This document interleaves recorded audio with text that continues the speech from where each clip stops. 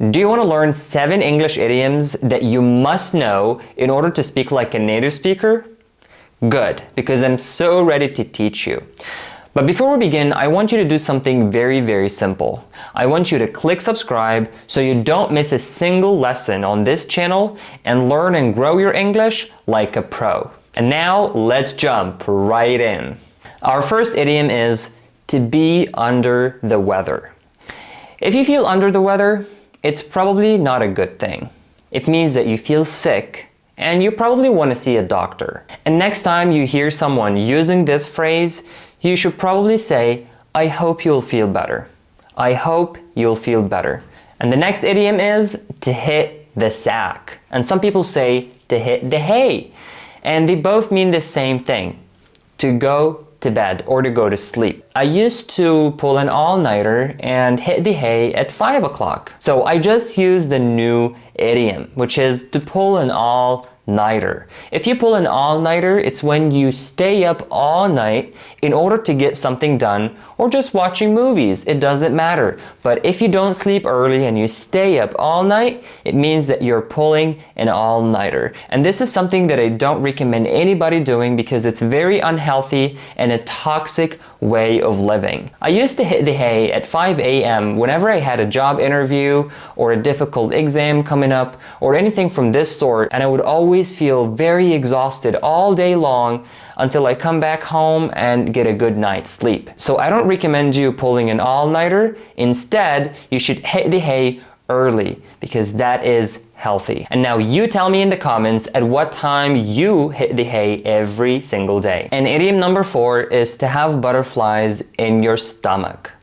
Have you ever given a speech and you were so nervous and anxious that you actually felt that you didn't want to do this speech? Or you had a job interview and you weren't prepared for it and you were always anxious and biting your nails, drinking a lot of coffee and shaking your legs? If you feel like that, you're probably having butterflies in your stomach. You're nervous, you're worried, you're anxious, and you want to get out of the situation as soon as possible. I remember the first time I gave a speech in front of a lot of people, I had butterflies in my stomach to the point where I was so worried about what was going to come out of my mouth, and I was self-conscious. I was worried about my look, my words, my delivery, and everything. But it went very well in the end. So next time when you have butterflies in your stomach, just focus on a single object and try to take a deep breath for just 10 seconds, and I promise that you'll feel much better. And I remember the first time I had to go through a job interview, I had butterflies in my stomach, I was self-conscious and I was too worried about it, even though it went very well in the end. If you ever had butterflies in your stomach, please let me know in the comments why that happened, and I'll be more than happy to read all your comments down below. And the next idiom is to call someone's bluff.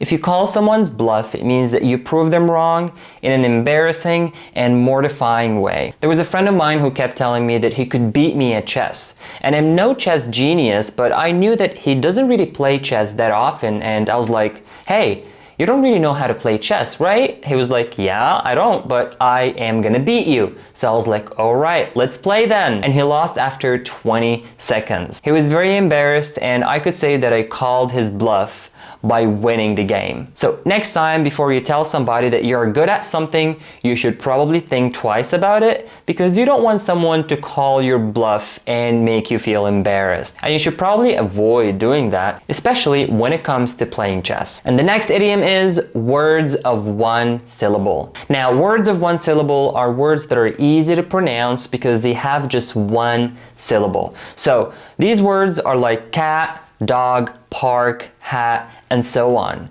And words that have more than one syllable or two are difficult to pronounce. Now, if someone is asking you to explain something in words of one syllable, it means that they want you to simplify a subject. They don't want you to use very difficult words or difficult terminology because they're not as educated as you are on the subject. So if you're a teacher or a lecturer, you should probably explain the subject in words of one syllable to your students so that they could understand it and they can absorb it and be happy about learning the subject. You don't want to overcomplicate things. And now, idiom number 7, and my favorite one so far, is to dot the I's and cross the T's.